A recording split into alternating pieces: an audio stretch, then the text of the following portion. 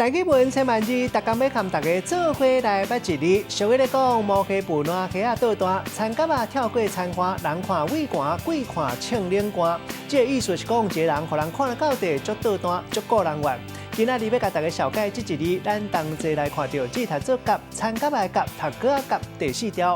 蛤一般咱讲是海蜊类的生物，也毋过咱现代讲到蛤啊、田蛤啊，普遍是讲水鸡，嘛有人讲是四脚啊。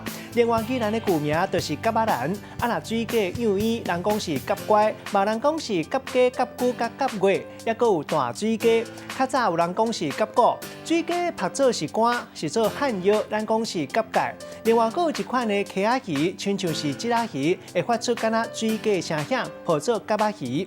带大家做伙来小解这两个词。头一个咱同齐来看到，读做田蛤啊，又就是蛙，有人讲是水鸡，也佫有田鸡四脚啊。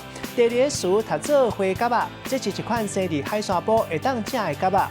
咱用一句话来举例，甲这两个词夹做伙。譬如讲，热天大家烧酒去海边啊耍水，学田蛤啊四脚熟，掠花蛤啊真趣味。